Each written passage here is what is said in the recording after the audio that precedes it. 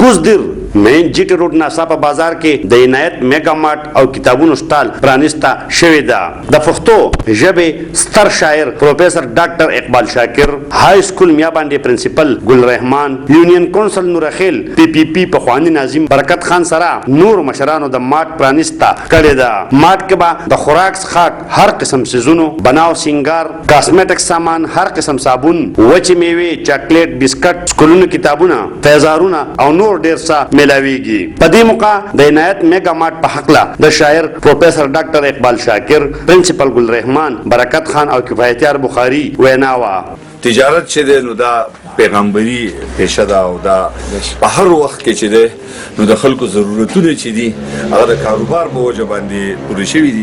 نو دا کاروبار چې زموږ د مشرانو شروع کړو الله پاک دې پکې برکت واچوي. دې دکان د افتتاح چې ده زما په خیال سره دا او دوی ډېر په مینه باندې وکړه، په محبت باندې وکړه. نو انشاءالله پوره یقین دی چې د دې ګټه او د دې فواید به روحاني طور هم او دغه شانته هم د دې ټول خاندان دپاره او د دې ټول علاقې دپاره. نو زما امید دی چې پروفیسر صاحب دلی او دا کوم چې ډېر زموږ ملګري درانه راغلي دي او د دوی په لاس باندې د کاروبار ابتدا وشوه، نو زما د الله نه توقع د امید دی چې په دې کې ضرور خیر و برکت وي.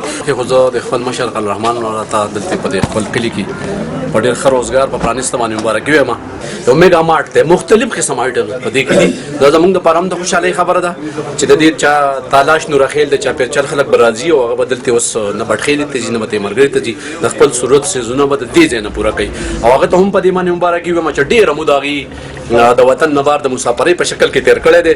نو اوس په خپل بچو سره هغه دلته ژوند تېروي او د خپل حلال رزق په د دې ځای کې نه پوره کوي. دا میگا مارټ زما په خیال چې د دې علاقې د ټولو نه ښایسته ښکلی او د دې خلک ښکلی دی، مالکان یې ښکلي دي، د علاقه ښایسته ده، تالاش په خپله ښکلی دی او دا ناڅاپه یې ماته زړه ښکاري او عقل رحمان صاحب هم هغه کارونه کوي چې کم په وجود کې د زړه کار دی نو هغه یې کړی دی. موږ دعا کوو چې یاره خدای دا میگا مارټ کامیاب کړي، د دیو ژوند هم ښه کړي، د دیو دین او دنیا دواړه ښه. د عنایت میگا مارټ د مالکانو لخوا ټولو خلکو ته دعوت دی چې دغلته نه خپل ضرورتونه پوره کړي. دوی وایي چې دغلته تلونکي به خوشحاله وي. هم نن ورشئ او خپلې سوداګانې د عنایت میگا مارټ نه وکړئ.